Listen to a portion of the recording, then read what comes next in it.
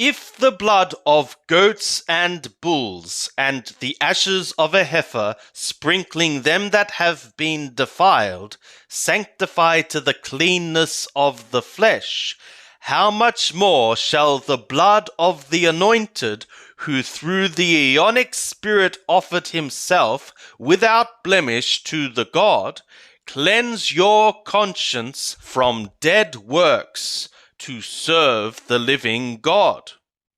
Abrim, Hebrews chapter 10. For the law, having a shadow of the good things to come, not the very image of the things, can not even ever, with the same sacrifices year by year, which they offer into the continual, make perfect them that draw near. Else would they not have ceased to be offered, because the worshippers, having been once cleansed, would have had no more consciousness of sins. But in those sacrifices there is a remembrance made of sins year by year. For the blood of bulls and goats is unable to be cutting off sins. For what reason, when he cometh into the world, he saith, Sacrifice and offering thou wouldst not, but a body didst thou prepare for me. In whole burnt offerings and sacrifices for sin thou didst not choose. Then said I, Lo, I am come. In the scroll of the book it is written of me, to do thy will, O God. Saying above, sacrifices and offerings and whole burnt offerings and sacrifices for sin thou wouldst not, neither chose, the which are offered according to the law, then hath he said, Lo, I am come to do thy will.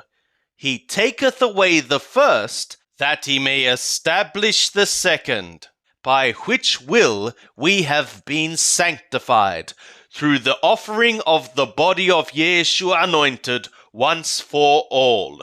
And every priest indeed standeth day by day, serving and offering oftentimes the same sacrifices, the which cannot even ever fully remove sins. But he, when he had offered one sacrifice for sins into the continual, sat down at the right hand of the God, henceforth expecting till his enemies be made a footstool of his feet.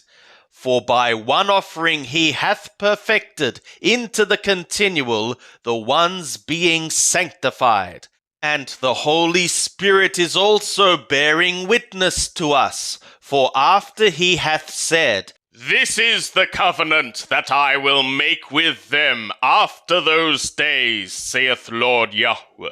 I will put my laws on their hearts, and upon their mind will I write them. Then saith he, And their sins and their lawless deeds will I remember no more. Now where remission of these is, there is no more offering for sin. Having therefore, brothers, boldness into the entryway of the holy places by the blood of Yeshua, by the way which he dedicated for us, a freshly slaughtered and living way, through the veil, that is to say, his flesh, and having a great priest over the house of the God, let us draw near with a true heart, in fullness of faith, having our hearts sprinkled from an evil conscience, and having our bodies washed with pure water. Let us hold fast the confession of our hope, that it waver not. For he is faithful that promised, and we should be attentively considering each other into provocation of mindful love and of good works, not forsaking the gathering together of ourselves, as the custom of some is, but exhorting one another, and so much the more as ye see the day drawing near. For of us wilfully sinning after the reception of the knowledge of the truth, there is remaining no longer a sacrifice for sins, but a certain fearful expectation of judgment, and a fierceness of fire, which shall devour the adversaries. A man that hath set at naught Moshe's law dieth without compassion on the word of 2 or 3 witnesses. Of how much worse punishment, think ye, shall he be judged worthy who hath trodden under foot the Son of the God, and hath counted the blood of the covenant wherewith he was sanctified an unholy thing, and insulted the Spirit of the grace?